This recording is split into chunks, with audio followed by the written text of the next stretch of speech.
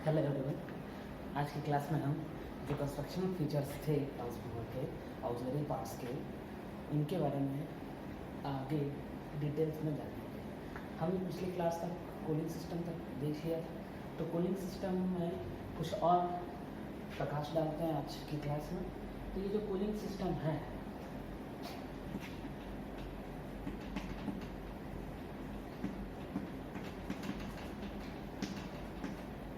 इसकी इम्पोर्टेंस को हमने देखा था। तो कूलिंग सिस्टम के फंक्शन को, रोल को थोड़ा और समझ लेते हैं, जिससे कि थोड़ी आसानी हो आपके ट्रांसफार्मर को समझने में। तो कूलिंग सिस्टम जो है आपका, वो एक्चुअली नेसेसरी है हर इक्विपमेंट के लिए, चाहे वो आपका मोटर हो, जनरेटर हो, सभी के लिए क्या है, एक कूलिंग सिस्टम होना चाहिए, जिससे कि उसकी एफिशिएंसी को हम क्या कर सकते हैं, इंक्रीज़ कर सकते हैं। क्योंकि आपका जो हीट रेज होता है ट्रांसफार्मर में, वो और जो हीट डिसिपेट होता है ट्रांसफार्मर में, वो ये दो चीज़ें बहुत ज़्यादा जरूरी है ट्रांसफार्मर के एफिशिएंट वर्किंग के लिए। तो सबसे पहली चीज़ हमने कल देखा था कि जो हीट जनरेशन है वो प्रोपोर्शनल था किसके, वॉल्यूम ऑफ, ठीक है,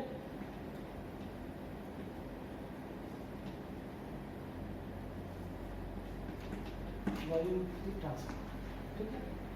अब वो हीट जनरेशन जो है आपका वॉल्यूम में सारी चीज़ें आ जाती है, कॉपर भी आता है, कोर भी आता है, ठीक। अब हीट डेसिपेशन जो है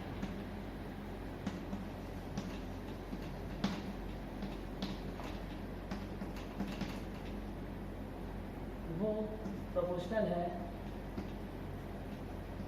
surface area, outer surface area. तो हमने ये देखा कि volume is more in comparison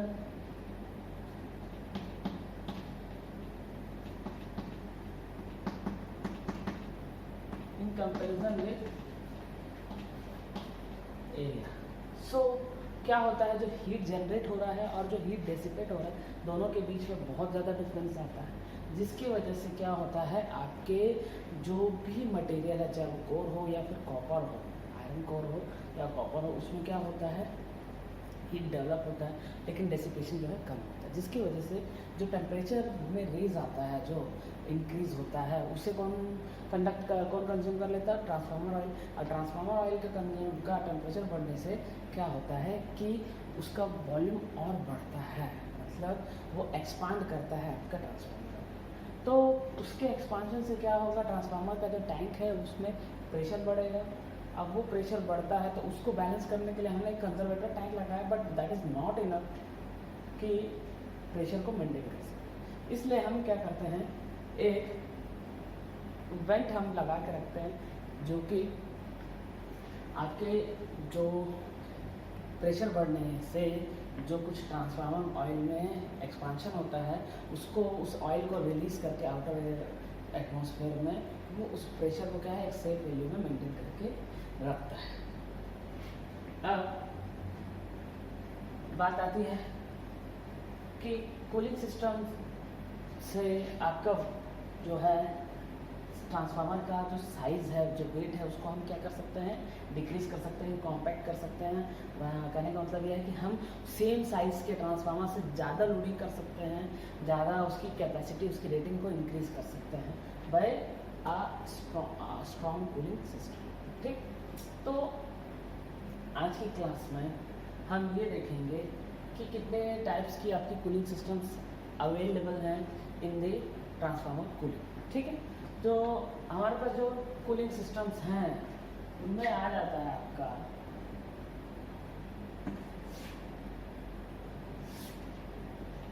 पहला है एयर नेचुरल कूलिंग, मैं बाद में एक्सप्लेन करता हूँ। तो बाद है एयर फोर्स्ड कूलिंग, फिर आता है आपका ऑयल नेचुरल कूलिंग, फिर आता है ऑयल फोर्स्ड, ये एन मतलब एयर नेचुरल कूलिंग,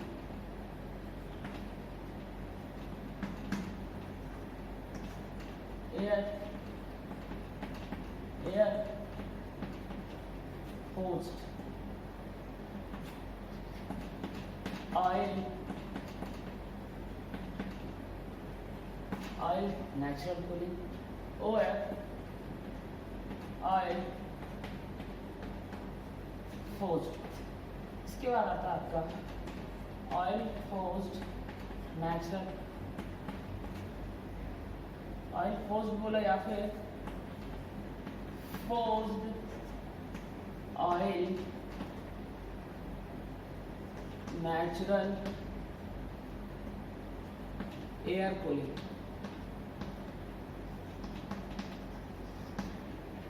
फिर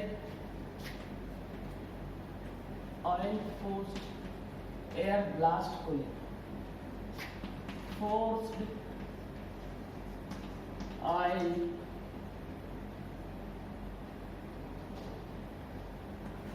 एयर ब्लास्ट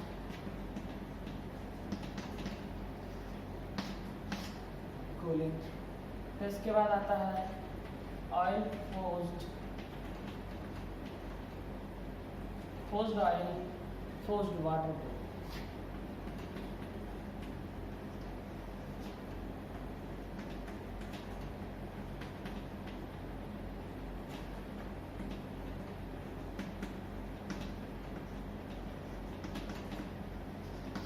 ठीक है, तो हमारे जो कूलिंग सिस्टम है उसमें हम इतने अलग अलग डिफरेंट टाइप्स के जो टोटल कुछ 6 टाइप के आपके कूलिंग सिस्टम्स हैं वो हम यूज़ करते हैं depending upon the rating of the transformer. हम अपने कूलिंग सिस्टम को उतना ही स्ट्रॉन्ग करते जाते हैं, बिकॉज कूलिंग सिस्टम जितना स्ट्रॉन्ग होगा आपकी एफिशिएंसी, आपकी रेटिंग, आपकी कैपेसिटी और जो कॉम्पैक्टनेस है मशीन की वो उतनी ही ज़्यादा होगी। ठीक है, तो चलिए अब हम देखते हैं कूलिंग सिस्टम में detail.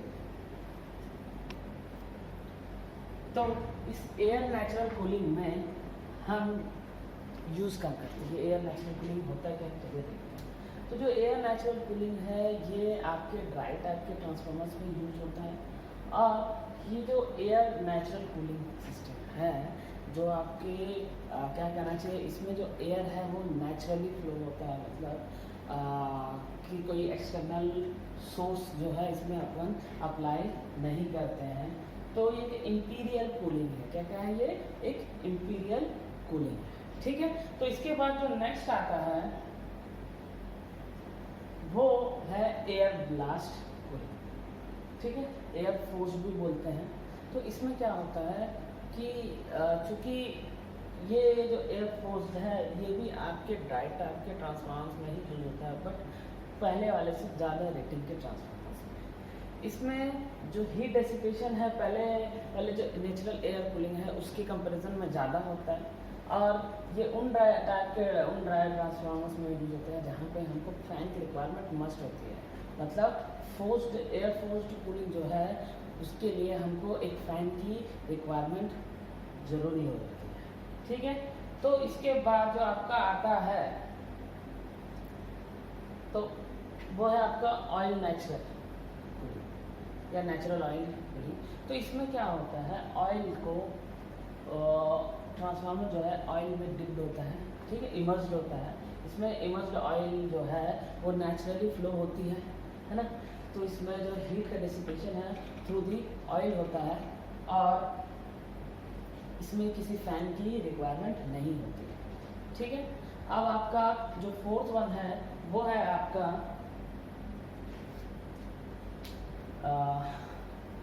Oil forced cooling. Oil forced, तो ये जो ऑयल फोर्स्ड कूलिंग है इसमें क्या होता है कि हमको फैन की रिक्वायरमेंट होती है। जैसा कि अभी तक हमने जो ऊपर के तीनों कूलिंग सिस्टम्स को देखे, इनमें जो हीट डेसिपेशन है वो कंपैरेटिवली कम होता है air oil forced cooling system से। तो इसमें क्या होता है, जो हीट का जो डेसिपेशन है उसका जो रेट है वो बढ़ जाता है और इसमें हमको क्या होता है, एडिशनली फैंस की रिक्वायरमेंट होती है। ठीक है, और जो ऑयल का सर्कुलेशन है वो फोर्सफुली होता है थ्रू आउट दी ट्रांसफार्मर। अब नेक्स्ट आता है आपका ऑयल फोर्स्ड नेचुरल कूलिंग। मतलब इसमें जो ऑयल है वो पिछले वाले प्रीवियस कूलिंग सिस्टम की तरह है, but it is a combination of air cooling as well as the oil forced cooling. तो ऑयल फोर्स्ड कूलिंग जो है इसमें ऑयल इमर्ज्ड होता है, इमर्ज्ड ऑयल जो है इसमें ट्रांसफार्मर इमर्ज्ड होती है, इसके थ्रू हीट का अब्सॉर्प्शन होता है। इसके अलावा जो आउटर सरफेस है उसको ठंडा करने के लिए हम नेचुरल एयर कूलिंग जो है आपके फिन्स जो होती हैं, रेडिएटर्स में फिन्स होती हैं, उनके थ्रू भी हम क्या करते हैं, कूलिंग प्रोवाइड करते हैं। तो नेक्स्ट जो इसके बाद आता है oil forced air blast cooling. तो देखिए इसमें क्या होता है कि जैसा कि हमने फोर्स्ड ऑयल कूलिंग देखी थी, इसमें भी ये इसमें भी क्या होता है, ऑयल यूज़ होता है, ऑयल इमर्ज्ड होता है, और ऑयल जो है हीट डेसिपेशन का एज वेल एज इंसुलेशन का भी काम करता है। ऑयल क्या करता है, आपका ऑयल हीट को डिसिपेट करता है अंदर में, और बाहर में जो है एयर को ब्लास्ट किया जाता है। इसमें भी हमको क्या होता है, फैन की रिक्वायरमेंट मस्ट होती है, और एयर को फोर्सफुली हम क्या करते हैं, अप्लाई करते हैं on the outer surface area, okay. और इंटरनली हम क्या करते हैं, ऑयल को फोर्सफुली फ्लो कराते हैं, जिससे कि जो रेट ऑफ हीट डेसिपेशन है उसको हम क्या कर सके, बहुत ज़्यादा बढ़ा सके। ठीक है, तो ये था आपका oil forced air blast cooling. Next आता है आपका forced oil water blast cooling, ठीक, या फिर forced oil forced water cooling. तो इसमें पुराने वाले जब ऑयल फोर्स्ड कूलिंग की तरह ही होता है कूलिंग मैकेनिज्म, उसके साथ ही साथ प्लस इसमें क्या करते हैं, हम वाटर को फोर्सफुली फ्लो कराते हैं थ्रू आउट द ट्रांसफार्मर।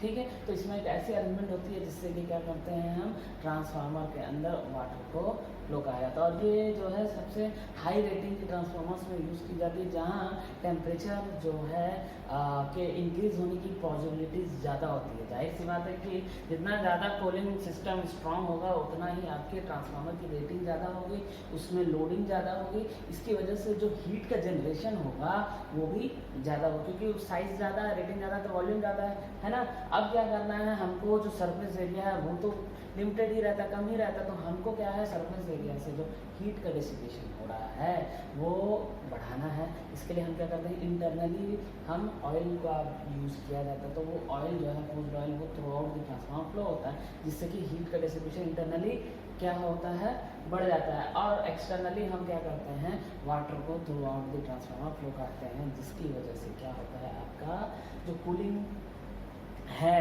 जो टेम्परेचर में रेज है, जो आपका क्या कहना चाहिए, जो वॉल्यूम है ट्रांसफार्मर की, उसमें जो हीट जनरेट हो रहा है और जो हीट डेसिपेशन है उसका जो बीच का जो गैप है, जो डिफरेंस है, उसको हम क्या कर सकते हैं, कम से कम रखें। ट्रांसफार्मर को एक सेफ वैल्यू में का टेम्परेचर जो है सेफ लिमिट में, सेफ वैल्यू में हम रख सकें। तो ये थे आपके डिफरेंट टाइप के कूलिंग सिस्टम्स। तो हमने देखा कि अलग अलग कूलिंग सिस्टम देख लें। जहाँ पर भी आपका फोर्स्ड ऑयल आता है तो वहाँ पर हमको क्या है, ऑयल को फोर्सफुली फ्लो कराना रहता है through out the transformer internal parts में। तो उसके लिए हम क्या करते हैं, एक पंप यूज़ करते हैं, या फिर हम बोल सकते हैं, ठीक है, उसके थ्रू क्या करते हैं, ऑयल को थ्रू आउट द ट्रांसफार्मर हम क्या कराते हैं, फ्लो कराते हैं। तो जो फ्लो रेट ऑफ फ्लो है वो जितनी ज़्यादा रहेगी, हीट का डिसिपेशन उतना ही ज़्यादा होगा। तो हम एक ऐसा मैकेनिज्म सेट करते हैं जिससे कि ऑयल को थ्रू ट्रांसफार्मर ऑयल को, जो कि आपका ट्रांसफार्मर के अंदर थ्रू आउट फ्लो होता रहता है, जिससे कि हीट का डिसिपेशन जो है रेट वो बढ़ जाता है। अब जब रही बात नेचुरल एयर कूलिंग में, तो हम फैंस यूज़ नहीं करते, लेकिन फोर्स्ड एयर कूलिंग हो या फिर फोर्स्ड आपका ऑयल कूलिंग हो, फोर्स्ड आपका जहाँ भी फोर्स्ड वर्ड आ रहा है मीन्स वहाँ पे हम क्या करते हैं, फोर्सफुली अप्लाई करते हैं। तो फोर्सफुली अप्लाई करने के लिए या तो लिक्विड है तो हम पंप यूज़ करते हैं, या फिर एयर की बात करते हैं तो हम क्या करते हैं, एक्सटर्नली फैंस का यूज़ करके कूलिंग प्रोवाइड करते हैं। तो हमने जो कंस्ट्रक्शनल फीचर्स है आपके ऑक्सिलरी पार्ट्स के, उसमें ये सारे लगभग ऑलमोस्ट सारे टॉपिक्स हमने, सारे पॉइंट्स हमने कवर कर लिए हैं। तो एक बार ऑक्सिलरी पार्ट्स के बारे में एक बार फिर से एनालाइज कर लेते हैं। तो एक ट्रांसफार्मर में आपकी जो ऑक्सिलरी पार्ट्स होते हैं, एक हो गया आपका ट्रांसफार्मर टैंक, सेकेंड है आपका क्या होता है, कंजर्वेटर टैंक। फिर उसके बाद थर्ड वन में हम आते हैं आपके रेडिएटर्स एंड फिन्स हो गया। फोर्थ वन में आपका आता है एक्सप्लोजन वेंट, और फिफ्थ वन में हमने देखा आता है आपका ट्रांसफार्मर ऑयल, सिक्स्थ में आता है आपका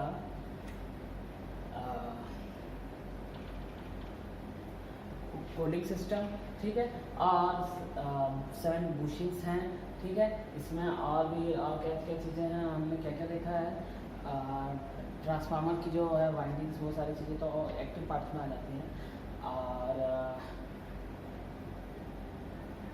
ये आपका आता है सिलिका जेल, ठीक है, और आपका आता है ब्रीदर, ठीक है, जिससे ब्रीदिंग ब्रीद आउट करते हैं। और ये सारे जो हैं पार्ट्स हैं जिनके बारे में हमने के इस ऑक्सिलरी पार्ट्स जो है ट्रांसफार्मर के, उसके जो कंस्ट्रक्शनल फीचर्स है उसको हमने देखा, ठीक है। तो आज के लिए इतना ही, नेक्स्ट क्लास में हम और ज़्यादा डिटेल में जानेंगे ट्रांसफार्मर। Thank you.